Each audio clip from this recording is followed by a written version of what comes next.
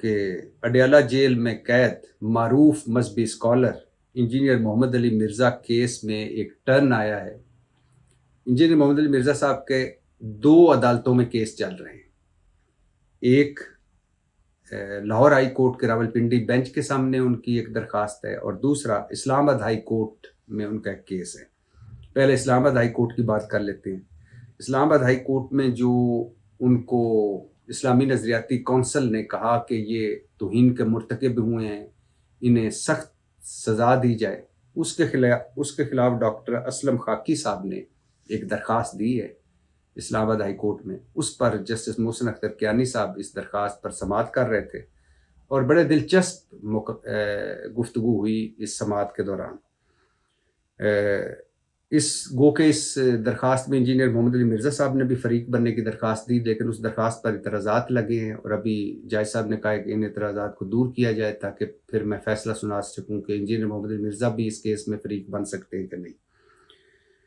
اچھا، جج صاحب نے اس میں کہا کہ یہ کارروائی اسلامی نظریاتی کونسل کی رائے کی بنیاد پر ہوئی ہے، اور اگر ایسا ہے تو اس تصور کے مطابق تو تمام توہین کے کیسز کونسل کو بھیجے جانے چاہیے۔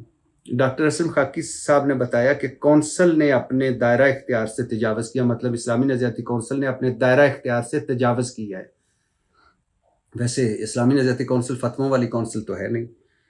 کونسل صرف صدر یا صوبے کے گورنر کی درخواست پر رائے دینے کی مجاز ہے۔ جج صاحب بولے، محسن اختر کیانی صاحب بولے، ممکن ہے اب انہیں انویسٹیگیشن کے اختیارات بھی مل چکے ہوں، اور پھر چونکہ اسلامی نظریاتی کونسل نے جواب جمع نہیں کروایا تھا تو جسٹس محسن اختر کیانی صاحب نے کہا کہ میں 1 ہفتے کا ٹائم دے رہا ہوں اسلامی نظریاتی کونسل کو، اگر انہوں نے 1 ہفتے کے دوران جواب جمع نہ کروایا تو پھر میں اپنا فیصلہ سنا دوں گا۔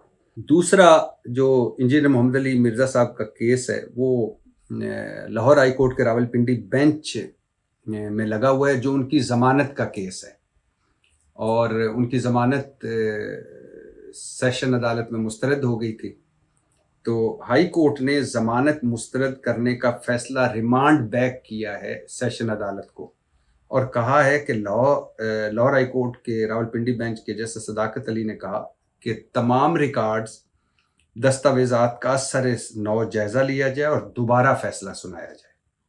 اب 2 کیس ہیں انجینئر محمد علی مرزا صاحب کے۔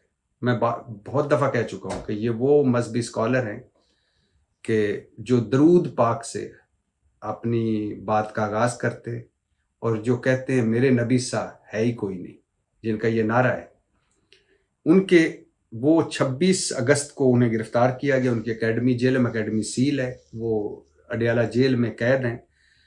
ان کے 2 کیس ہیں 2 مختلف عدالتوں میں۔ اسلام آباد ہائی کورٹ میں ڈاکٹر اسلم خاکی صاحب نے درخواست دی کہ اسلامی نظریاتی کونسل کسی کو توہین کا مجرم قرار دینے یا فتویٰ دینے یا اس طرح کے حکم دینے کی مجاز نہیں ہے، یہ اس نے اپنے دائرہ اختیار سے تجاوز کیا ہے۔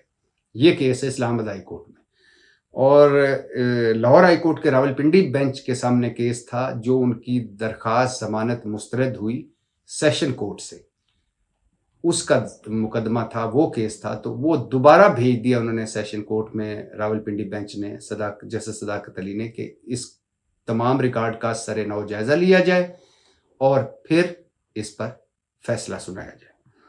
اور جب کورٹ کی بات ہو رہی ہے تو یہ بھی بتاتا چلوں کہ متنازع ٹویٹس میں اعظم سواتی صاحب پہ 2 کیس تھے، اعظم سواتی صاحب ان سے بری ہو گئے ہیں، اور یہ بھی بتاتا چلوں کہ پنجاب حکومت نے ٹریفک کی خلاف ورزیوں پر جرمانے بڑھا دیے ہیں۔ اگر بڑی گاڑیاں سگنل کی خلاف ورزی کریں گی تو 15,000 جرمانہ، اوور سپیڈنگ پر 20,000 جرمانہ، اور موٹر سائیکل چلان پر 2,000 جرمانہ۔ تو کیئر کیجئے پنجاب میں، کہیں یہ نہ ہو کہ لاہور میں آپ جرمانہ ہو اور آپ کے پاس 15,000 ہوں ہی نہ۔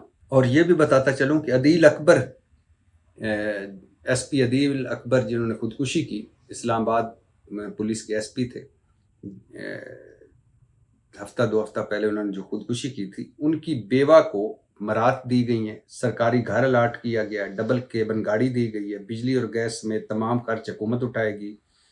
یہ کہا گیا ہے 3 گن مین، 2 ڈرائیور، 1 باورچی، 1 مالی، 1 سویپر، اور یہ ساری مرات ان کی بیوہ کو عدیل اکبر کی ریٹائرمنٹ کی عمر تک مہیا کی جاتی رہیں گی.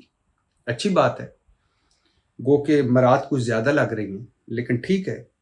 ان کی بیوہ کو مراد ملی، ظاہر ہے انہوں نے ایک پہاڑ جیسی لمبی زندگی ہے، ایک بچہ بھی ہے.